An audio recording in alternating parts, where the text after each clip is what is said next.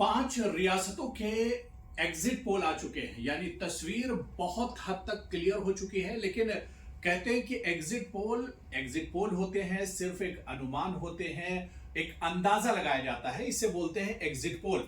कई टीवी चैनलों ने, कई प्रिंट मीडिया ने और कई सोशल मीडिया साइट्स ने अपने अपने एग्जिट पोल दिए हैं और इन 5 रियासतों के जो नतीजे 3 तारीख को आने वाले हैं, जी हां, 3 दिसंबर को नतीजे आएंगे और 3 दिसंबर से पहले इन रियासतों में किसकी सरकार बन रही है, कौन जीत रहा है, कौन हार रहा है, किसकी किस्मत में अवाम ने, वोटर्स ने क्या कुछ लिखा है, इन सब की तस्वीर एक तरह से एग्जिट पोल ने खोल कर रख दी है। लेकिन क्योंकि एग्जिट पोल अनुमान कहा जाता है, एक अंदाजा एग्जिट पोल का मतलब होता है, हालांकि इसके लिए बाकायदा सर्वे किए जाते हैं, सर्वे सैंपल इसके लिए होते हैं। लेकिन जो सर्वे सैंपल होते हैं वो भी बहुत ज्यादा बड़े और सर्वे जो सैंपल होते हैं वो नहीं होते। इस वजह से बहुत से जो सर्वे सैंपल होते हैं वो बहुत बार सटीक होते हैं और बहुत बार जिस तरह का अनुमान लगाया जाता है, जिस तरह का एग्जिट पोल कहा जाता है, उस तरह के एग्जिट पोल नहीं होते हैं। और एक बार फिर से तमाम चैनल्स ने, तमाम सोशल मीडिया साइट्स ने, तमाम प्रिंट मीडिया ने अपना जो एग्जिट पोल है, उनका जो अनुमान है, उन्होंने जो सर्वे किया है, फील्ड में जाकर जो सर्वे किया है, पोलिंग बूथ्स पर जाकर जो सर्वे किया है, लोगों से मिलकर जो सर्वे किया है, वोटर से बात करने के बाद जो सर्वे किया है, वो एग्जिट पोल की शक्ल में सामने आ गया है। लेकिन असल तस्वीर आएगी 3 दिसंबर को, जब ईवीएम खुलना शुरू होंगे और जब एग्जैक्ट नतीजे आना शुरू होंगे, जब सही नतीजे एक तरह से आना शुरू हो जाएंगे कि किस रियासत में, इन 5 रियासतों में से किस रियासत में आने वाले दिनों में सरकार बनने वाली किसकी है। 3 दिसंबर को यानी किस्मत का पिटारा एक तरह से खुलेगा। और फिर हम आपको एक बार बता दें कि न्यूज 18 उर्दू के यूट्यूब चैनल पर सबसे पहले, सबसे सटीक ये नतीजे आएंगे, ये रिजल्ट आएंगे। तो आप न्यूज 18 उर्दू के यूट्यूब चैनल से लगातार बने रहिए। और आज के जो एग्जिट पोल आए हैं, क्योंकि मुख्तलिफ चैनल्स ने ये एग्जिट पोल किए हैं, इनके जो नतीजे हैं वो भी हम आपको बता देते हैं। क्योंकि मध्य प्रदेश की एक एक स्टेट की हम बात करेंगे। शुरुआत हम मध्य प्रदेश से करते हैं, क्योंकि मध्य प्रदेश में जैसा कि आप पहले जान रहे हैं कि पिछले 2 टर्म से, यानी पिछले 10 सालों से शिवराज हुकूमत है, या यूं कहा जाए कि पिछली बार कांग्रेस की सरकार आई थी और उसके बाद जोड़ तोड़ हुआ और उसके बाद बीजेपी की सरकार फिर से बन गई और इस तरह से लगातार 10 साल से शिवराज सिंह चौहान की यानी बीजेपी की सरकार है। और इस बार जो एग्जिट पोल आए हैं वो एक बार फिर से बीजेपी के साथ है, यानी शिवराज सिंह चौहान के साथ है। और शिवराज सिंह चौहान एक बार फिर से मध्य प्रदेश के वजीर आला बनने जा रहे हैं, एग्जिट पोल के हिसाब से अगर हम बात करें। क्योंकि अभी नतीजे नहीं आए, नतीजों का भी इंतजार है, अभी दिल्ली दूर है। अभी 3 दिसंबर को जब नतीजे आएंगे और सही नतीजे जब आएंगे तब एक तरह से तस्वीर साफ होगी। लेकिन एग्जिट पोल बता रहे हैं कि मध्य प्रदेश की हालत भी गुजरात जैसी होने जा रही है। जी हां, मैं गुजरात का तस्करा यहां पर इस वजह से कर रहा हूं क्योंकि गुजरात में आपको याद होगा कि नरेंद्र मोदी जब वहां के वजीर आला हुआ करते थे, या उससे पहले या उसके बाद बीजेपी की ही सरकार हर बार बनती थी। हालांकि गुजरात में बहुत सालों तक कांग्रेस का गढ़ रहा है, कांग्रेस की सरकार रही है, लेकिन जब से बीजेपी इख्तिदार में आई है तो लगातार गुजरात में फिर बीजेपी के आसपास कोई पार्टी नहीं पहुंची है, या यूं कहा जाए कि कांग्रेस कभी मुकाबला गुजरात में बीजेपी से नहीं कर पाई है। इस वजह से हम यहां पर मध्य प्रदेश का मुआवजना गुजरात से कर रहे हैं।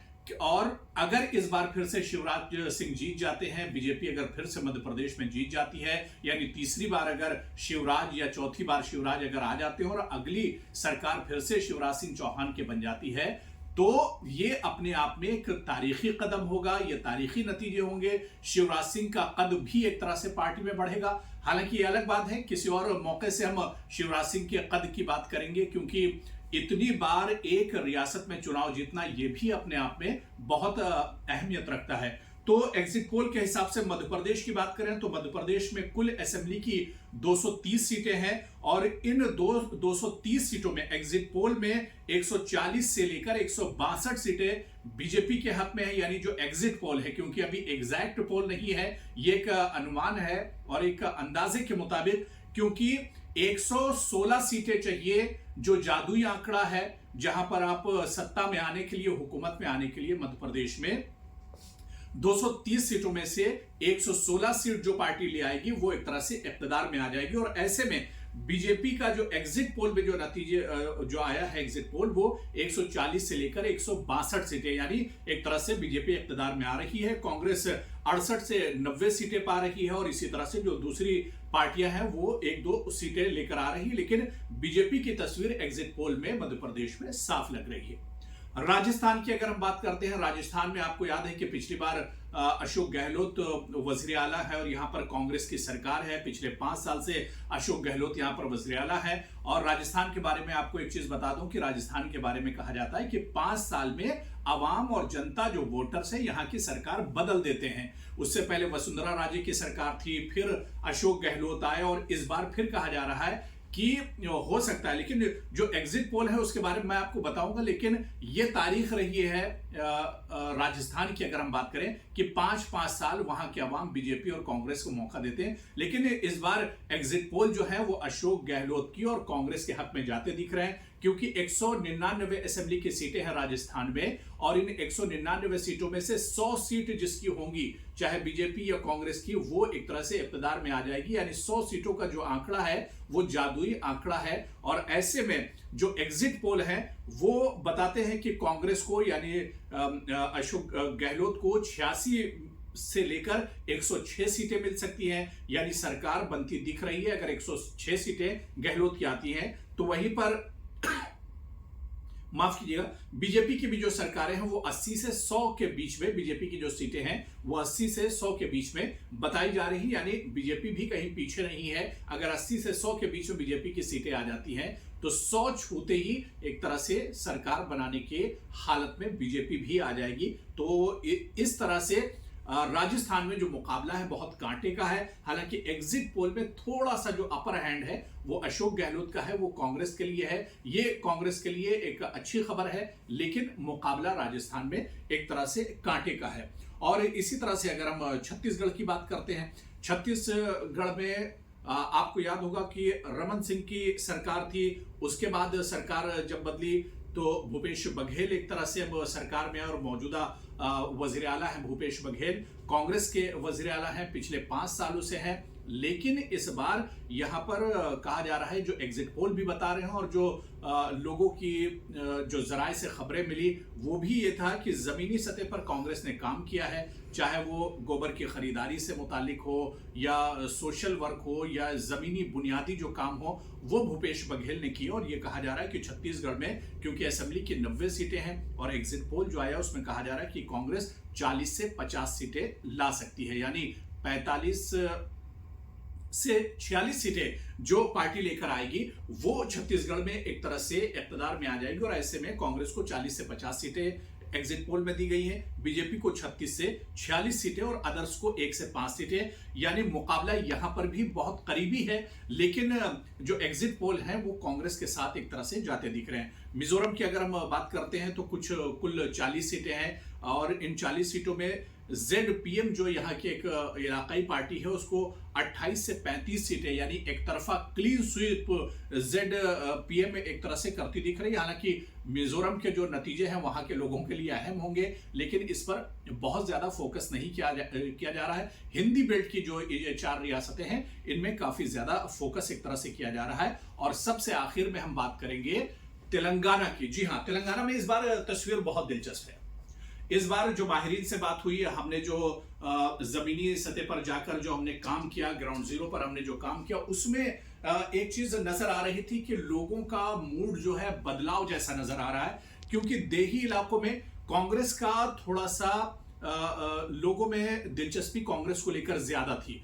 और जो एग्जिट पोल आए हैं वो भी थोड़ा सा अब ये बता रहे हैं कि केसीआर पिछले 2 टर्म तेलंगाना में रह चुके हैं। जब से तेलंगाना, आंध्र प्रदेश से जब से तेलंगाना बना है तब से लेकर तेलंगाना में केसीआर की हुकूमत है, बीआरएस की हुकूमत है। लेकिन इस बार एग्जिट पोल बता रहे हैं कि चौंकाने वाले नतीजे हो सकते हैं और हो सकता है कि 3 तारीख को जब ईवीएम अपना फैसला सुनाना शुरू करें तो हो सकता है कि तेलंगाना के जो नतीजे हों वो चौंकाने वाले हों और कांग्रेस में काफी ज्यादा एक तरह से उम्मीद है। कांग्रेस के जो लीडर हैं वो उम्मीद है, कांग्रेस पार्टी पर उम्मीद है और उसकी वजह भी है क्योंकि हमने देखा कि इलेक्शन कैंपेन में सोनिया गांधी से लेकर राहुल गांधी, प्रियंका गांधी, कांग्रेस की पूरी जो बड़ी लीडरशिप है, आला लीडरशिप है, सब एक तरह से जमीन पर उतरे हुए थे और तेलंगाना में मेहनत कर रहे थे क्योंकि तेलंगाना में ये लग रहा था कि कांग्रेस यहां पर इलेक्शन में अच्छा कर सकती है। हालांकि 2018 की अगर हम बात करें तो कांग्रेस सिर्फ और सिर्फ 119 सीटों में से 19 सीटें लेकर आई थी, जबकि 88 सीटें बीआरएस को यानी केसीआर की पार्टी को गई थी।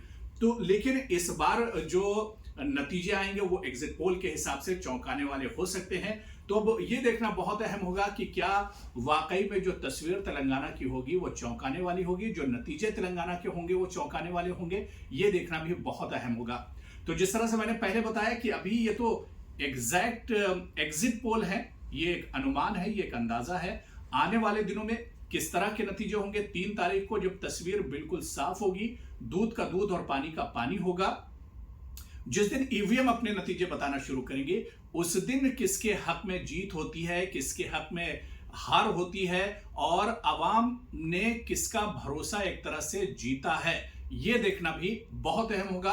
और एक बार फिर से आपको मैं बता दूं कि न्यूज़ 18 उर्दू के यूट्यूब चैनल पर सबसे सटीक और सबसे अहम फैसले 3 दिसंबर को हम लेकर हाजिर होंगे। बहुत बहुत शुक्रिया।